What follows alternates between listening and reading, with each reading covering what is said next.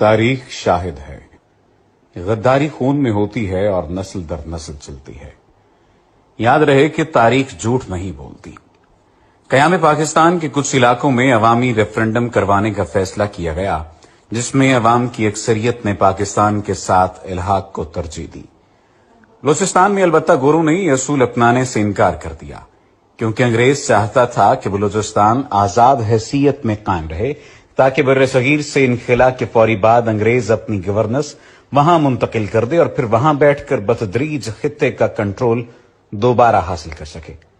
چنانچہ بلوچستان میں عوامی ریفرنڈم کی بجائے وہاں کے شاہی جرگے کے اکثریتی ووٹ کی بنا پر فیصلہ کرنے کا اعلان کر دیا گیا۔ یہ نہایت حساس معاملہ تھا۔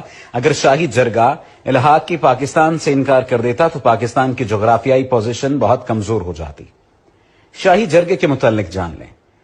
بلوچستان کے کچھ علاقے بشمول کوئٹہ، پشتین تو برطانوی ریاست کے زیر انتظام تھے، لیکن دوسرے علاقے بشمول ریاست کلات، ریاست خاران، ریاست مکران، ریاست لسبیلا وغیرہ آزاد ہوا کرتے تھے۔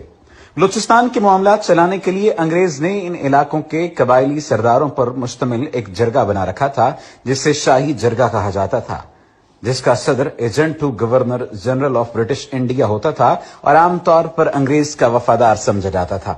جب الحاق پاکستان کا معاملہ شاہی جرگے میں جانے کا فیصلہ ہوا تو کانگریس اور انگریزوں کو اطمینان ہو چکا تھا کہ جرگے کا اکثریتی فیصلہ ان کی مرضی کے مطابق آئے گا۔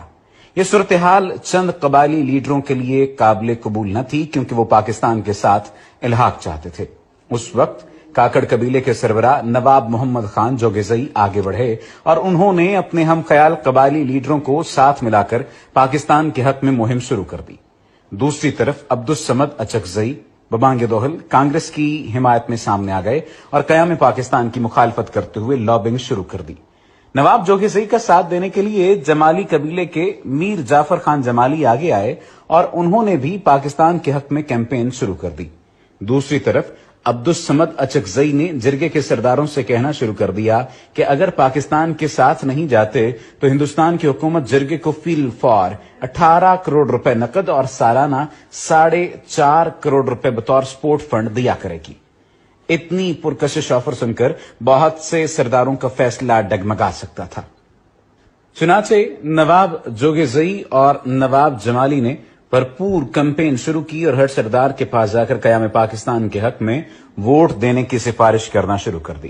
جس وقت نواب جوگیزئی، جمالی اور نسیم حجازی جیسے لوگ شاہی جرگے کے اراکین کو پاکستان کے لیے قائل کرنے کی کوشش کر رہے تھے، عین اسی وقت مسلم لیگ بلوچستان کے صوبائی صدر نے شاہی جرگے کے صدر ایجنٹ گورنر جنرل سے اپیل کی کہ شاہی جرگے سے کلات، کاکڑ اور جمالی قبائل کے سرداروں کو نکال دیا جائے۔ یہ مطالبہ حیران کن تھا، کیونکہ اگر ان سرداروں کو نکال دیا جاتا تو پھر قیام پاکستان کے حق میں ووٹ ڈالنے والا کوئی نہ رہتا۔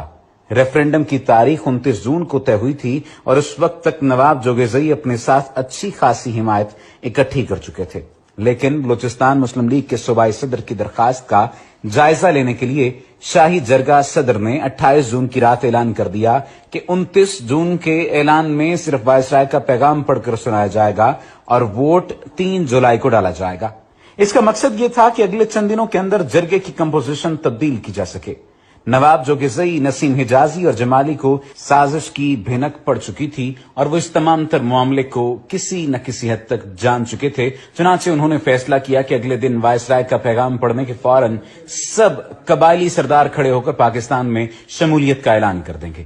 اگلے دن 29 جون کو اجلاس شروع ہوا، وائسرائے کا پیغام پڑھا گیا اور اس کے فوراً بعد جوگیزئی، جمالی، کاکڑ اور دوسرے قبائل کے سرداران اپنی جگہ سے کھڑے ہوئے اور پاکستان میں شمولیت کا اعلان کر دیا۔